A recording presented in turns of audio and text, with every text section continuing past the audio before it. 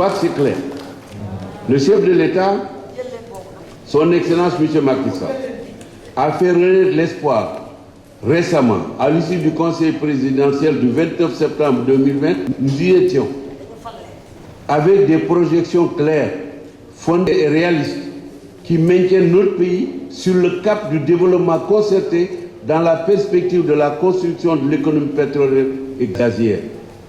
Au plan international, l'Assemblée nationale, pour sa part, est en train de participer directement, et j'en rendrai compte à la prochaine réunion du bureau mardi prochain, pour participer activement avec divers parlements de toutes les régions de notre continent, nous sommes 54 parlements, à la campagne internationale qui vise à l'annulation de la dette complète et définitive du continent africain.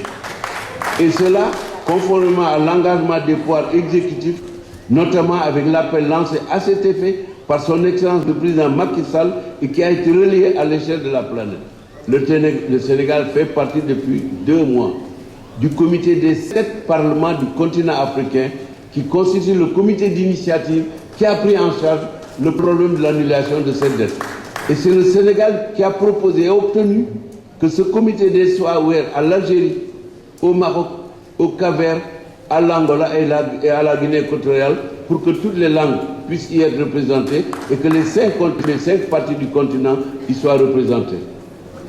Mes chers collègues, c'est le lieu d'adresser mes chaleureuses félicitations et mes encouragements fraternels à l'honorable député Cheikh Tidiane Gadio, 3e vice-président de l'Assemblée nationale, qui est parti au Mali ce matin. C'est la raison pour laquelle il a envoyé une lettre d'excuse. Il est parti au Mali ce matin.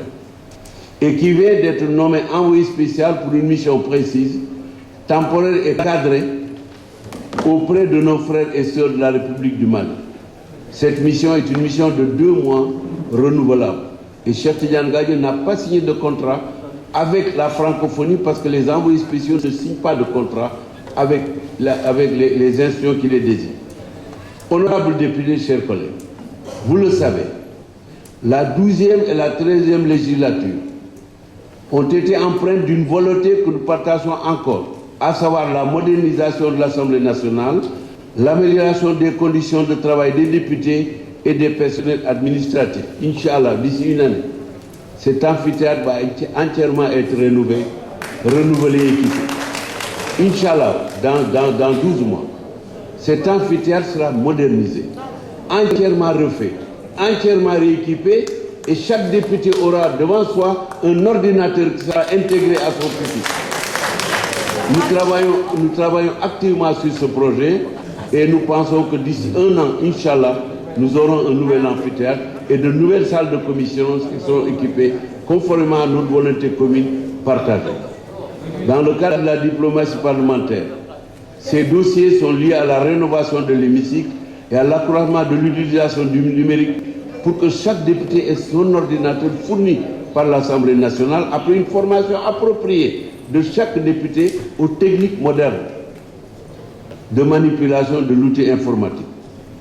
Je dois dire à haute intelligible voix que le chef de l'État, son Excellence le Président Macky Sall et son gouvernement continuent de prêter assistance à l'Assemblée nationale et dans ce projet-là, c'est le gouvernement qui a soutenu l'Assemblée nationale pour qu'elle obtienne de la coopération internationale les moyens de refaire complètement cet amphithéâtre ainsi que les bancs du public.